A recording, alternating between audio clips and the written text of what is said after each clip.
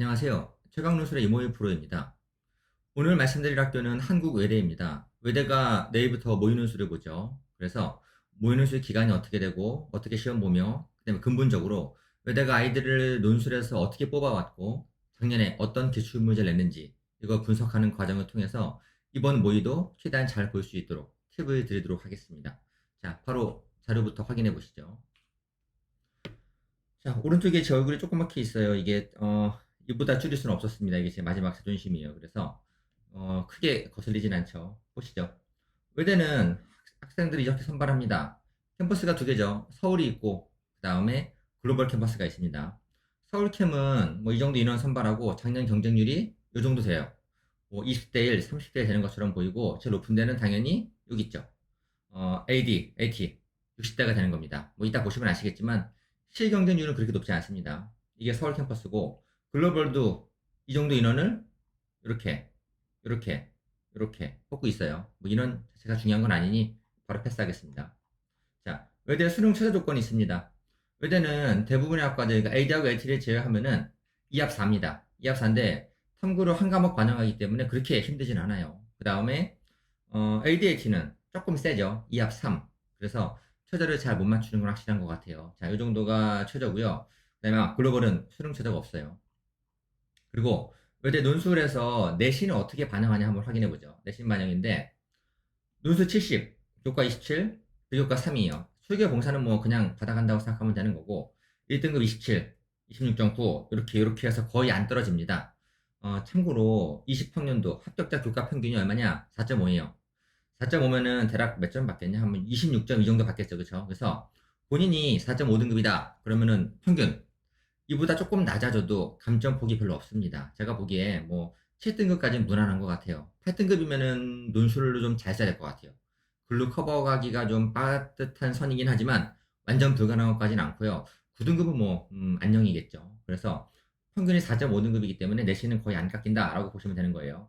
반영 교과는 국영수 4를 반영합니다. 이런 거 포함하는 거고 그 다음에 3학년 1학기까지 반영하죠. 고3이에요. 그 다음에 재수생이면은 다 반영하는 거죠. 그리고 진로 선택은 대부분의 다른 대학들과 마찬가지로 반영하지 않습니다. 자, 그러면은 가장 중요한 거. 최근 기출 잠깐 보기 전에, 자, 외대는 아주 정형화된 문제를 내고 있어요. 계열이 두 개 있습니다. 인문 계열과 사회 계열이 있어요. 인문 사회가 있는 거고, 인문은 세 문제, 사회 세 문제네요. 그리고 1, 2번 문제는 패턴이 동일합니다. 동일하고, 거의 3번에서 조금 흐름이 갈린다고 생각하시면 될 것 같아요.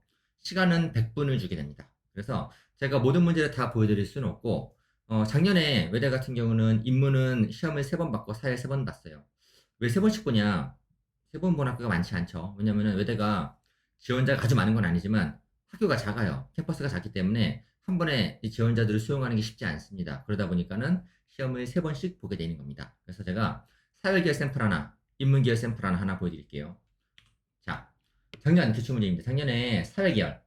자, 토요일 오전 거 볼게요. 100분짜리고요. 1번은 분류예요. 고정입니다. 자, 가나다라마는 이런 주제가 나와요. 갈등 해결 방법에 대해서 주제가 나오고 제시문 5개를 두 입장으로 분류하고 당연히 반대가 돼야 되는 거예요. 그리고 얘네들을 요약해라 라고 나오는 겁니다. 자, 제시문들은 보통 4개나 5개 정도가 나오는 경향이 있고요. 주제는 한 번 빼고는 거의 준 것 같아요. 가끔 안 주는 경우가 있습니다. 그러면 좀 문제가 빡세지겠죠. 근데 대부분 주제를 줍니다. 그래서 갈등을 어떻게 해결할 것이냐 읽어보면 법을 해결한다는 팀이 있고 대화를 해결한다는 팀이 있었어요. 이렇게 나누고 분류하고 그 다음에 이제 요약하면 끝나는 거예요. 다만 제가 파란 글씨로 적어준 거 한번 보세요. 자, 늘 그런 건 아닌데 이런 경우가 있어요. 법 2개, 예를 들어서 법으로 2개, 대화가 3개 있단 말이죠. 근데 법 중에서도 그 결과가 풀마로 나눠지는 경우가 있어요.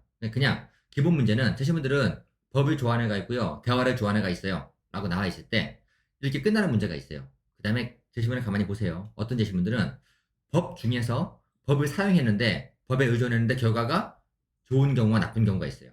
또 마찬가지로 대화로 문제 해결하려 그랬는데 대화를 해결하려 그랬는데 그 결과가 좋은 경우와 나쁜 경우가 있습니다. 이렇게 제가 보여드린 것 같이 법의 결과 풀마와 대화 결과 풀마가 있는 거예요. 이런 경우에 풀마까지 적어줘야 되는 겁니다. 이게 있어야지만 A 플러스가 되는 거고 풀마를 안 적어주면은 A 제로에서 그치게 되는 겁니다. 풀마를 늘 물어보진 않아요. 물어보는 경우는 보통 뭐 1년에 한 번 정도? 자, 작년 같은 경우는 6개, 시험이 총 6개를 봤었는데 그중에 한번 저 풀마를 오겠습니다. 그래서 물어보지 않는 경우가 많이 있지만 물어보는 경우에는 저걸 안 적어주면은 점수가 확 떨어지기 때문에 꼭 적어줘야 되는 겁니다. 그래서 기본적으로는 A팀, B팀 쪼개집니다. 그 다음에 A팀이 결과가 좋으냐 나쁘냐, B팀이 결과가 좋으냐 나쁘냐를 갖다 한 번 더 쪼개는 경우가 있을 수 있다는 점 이거 참고해 주세요. 두 번째, 2번은 일반적인 적용 문제예요. 바와 사를 가지고서 나라를 비판하라 그랬어요. 대시분 두 개로 두 개 비판하라 그래서 하나는 얘를 비판하고 또 하나는 얘를 비판하면 끝나는 겁니다. 어렵지 않았어요. 3번. 자, 1, 2번까지는 기본적으로 여기 1번까지는 기본적으로 인문사회 계열의 문제가 패턴이 비슷해요. 1번은 무조건 분류고 2번은 뭐 비판을 하든 설명을 하든 뭘 하든 간에 그냥 적용하는 문제가 나옵니다. 1번 분류, 2번 적용은 고정이고 3번이 좀 달라요. 3번도 기본적으로 적용이긴 한데 사회 계열은 이렇게 그래프가 나옵니다. 한번 볼게요. 이 그래프를 보고서 A와 B가 각각 뭘 썼는지 맞춰봐라고 하는 겁니다. 답은 A기업은 잽싸게 올라가죠. 성과가. 법. B기업은 느리지만 나중에 장기적으로 힘이 좋습니다. 이게 대화인데 얘는 법을 쓰고 얘는 대화를 써요. 이거 찾아내면 끝나는 건데 중요한 건 이게 사회계열 문제이기 때문에 그래프가 나온다는 거예요. 인문계열은 그래프 대신에 영어 제시문이 나옵니다. 그래서 사회계열은 영어가 없고 그래프만 하나 딸랑 나오는 거예요. 옛날에 영어가 다 나왔지만 요즘 바뀌었습니다. 그래서 사회계열을 보면 영어 제시문이 없습니다. 그리고 그래프가 나오는데 그래프는 수리 논술도 아니고 그래프 중에서도 아주 단조로운 패턴이기 때문에 전혀 신경 쓸 필요가 없어요. 그렇죠? 그래서 이게 사회계열 문제입니다. 배점은 1번 30, 2번 30, 3번 40. 3번이 배점 좀 세요. 자, 이번에는 인문계열 문제 볼게요. 똑같아요. 시간은 100분인데 얘는 이렇게 나와 있어요. 똑같죠? 분류하고 요약하라 같은 건데 문제만 다른 거였어요. 자, 소재가 다른 건데 뭐가 다르냐? 의사결정 시 고려할 가치들이 있다. 분류해봐라 라고 물어봤어요. 이 중에서 영어 제시문 한 개가 나왔습니다. 참고로 영어 제시문은 이 가나다라 말에서 이 안에 나오는 경우도 있고요. 저 뒤에 3번에 보기에 샘플의 영어가 나오는 경우도 있어요. 어디이건 간에 한 번 딸랑 나와요. 난이도는 낮은 레벨입니다. 그렇게 높지 않아요. 되게 낮은 수준이기 때문에 너무 쪼이지 않아도 되는 겁니다. 답은 이거였어요. 의사결정 시 뭘 고려할 것이냐? 효율성을 고려하자. 아니다. 안전성을 고려하자. 이게 답입니다. 더 가볼까요? 2번은 가사로 문제 1의 두 유형의 한 개를 지적해라 비판하라는 뜻이죠. 앞에 거랑 비슷해요. 근데 하나가 더 붙었어요. R을 가지고서 보완해봐라라고 나왔습니다. 이게 문제가 엄청 단조롭습니다. 뭔 소리냐? 반은 한 개를 어떻게 지적할 거냐? 반은 이렇게 얘기하는 거죠. 안전성을 추구하면은 효율성이 떨어진다. 4는 효율성을 추구하면은 안전성이 떨어진다. 보완도 진짜 단조로운 방식이에요. 그래 그러면 두 개 다 가져가자. 뭐, 말이 안 되는 소리죠. 이렇게 쉬운 거면은 다 두 개 가져갈 거 아니에요. 이게 보완도 아니지만 어찌됐건 간에 문제는 이렇게 나와 있습니다. 자, 이게 적용 문제. 1번은 분류, 2번은 적용. 이거는 고정이에요. 고정이고 3번이 있어요. 자, 3번은 이쪽은 자료가 안 나온다는 거예요. 자료가 안 나오고 영어 제시문이 앞에 가나다라의 말에 나오는 경우도 있고 여기 끝에 보기에 딸려 나오는 경우도 있어요. 여기에 나오는 경우도 있는데 무조건 하나가 나옵니다. 내용은 코로나 백신 어떻게 할 것이냐? 사와 보기를 보고 나서 우리나라에서 자체 생산할 것인지 전량 수입할 건지 찾아봐라 라고 말했습니다. 읽어보시면 자, 사와 보기를 보면은 효율성을 추구하다 보면 안전성을 놓친다는 소리가 나와요. 따라서 안전성을 높이려면은 자체 생산이 옳다라는 내용이 나오는 겁니다. 이 정도가 기본적인 문제, 기출 문제였어요. 패턴은 이렇습니다. 기본적으로 사회를 보건 인문을 보건 1번은 무조건 분류 30점, 2번은 적용 30점이었어요. 다만 1번 분류해서 두 팀이 쪼개질 때 예를 들어서 정시 제시문 둘, 가나는 정시고 다나는 수시를 좋아한다라고 말하면은 정시, 수시 두 개가 딱 쪼개지고 끝나는 문제가 대부분이지만 일부 문제들은 정시에 도전해서 실패한 제시문, 성공한 제시문, 수시에 도전해서 성공한 제시문, 실패한 제시문 이걸 쪼개는 경우가 나오는 경우가 있어요. 그래서 결과가 풀마로 결과가 쪼개진다. 그러면 무조건 하위까지 쪼개려고 노력해봐야 되는 겁니다. 풀마 아니고 다른 방식으로는 2단계로 쪼개진 경우가 없었어요. 지금까지. 그래서 풀마만 걱정하면 되는 거였어요. 2번은 뭐 비판을 하건 설명하건 뭐가든 간에 적용. 3번은 사회계를 쓰면은 자료 분석이지만 엄청 단조롭고요. 인문을 쓰면 그냥 보기에 대한 적용 문제가 되는 겁니다. 어딘가에는 영어 지문 하나가 들어있는 거였어요. 그리고 주제는 뭐가 나올지 몰라요. 외대가 뭐 약간 글로벌한 느낌을 가진다고 해서 그 주제가 많이 나오긴 하는 건데 늘 그런 것도 아니고 이번에는 코로나가 나온 거죠. 교수들도 문제를 만들 때 뭐 대단한 재주가 있는 건 아니에요. 그냥 뉴스 보고 그때그때 떠오르는 거 만드는 겁니다. 그래서 작년에는 코로나가 나왔어요. 자, 그러면은 제가 이번에는 입시 통계를 좀 보여드릴게요. 자, 지난번에 아까 경쟁률을 보시면 아시겠지만 뭐 30대, 40대, 60대 가는 건데 결국은 어떻게 되는 거냐? 모집 정원, 경쟁률 다 필요 없어요. 실경쟁률 보면 되는 겁니다. 그 중에서도 마지막 라인 가장 최근 거 2020, 21은 공개가 안 됐어요 아직. 그래가지고 이걸 보여드릴게요. 자, 서울 캠퍼스 기준 이렇게 경쟁률을 따라가다 보면 실경은 되게 낮아요. 보세요. 5대 1은 없구나. 6대 1까지 있어요. 한 자릿수가 되게 많죠. 오, 페르시아 4대 1이네. 몽골어 4대 1. 그 다음에 이렇게 내려가다 보면은 그래서 ADAT가 아까 60대 1이었지만 4분의 1밖에 살아남지 못합니다. 그래서 어떻게 되는 거냐? 실제 경쟁률 평균은 14.4대 1이 나오는 겁니다. 자, 특이점이 뭐냐? 애들은 최저가 높은 데가 있어요. ADAT가 높잖아요. 그러면은 최저가 높으면은 실제 경쟁률이 낮아질 거라고 생각하거든요. 천만의 말씀이에요. 대부분의 경우는 비슷합니다.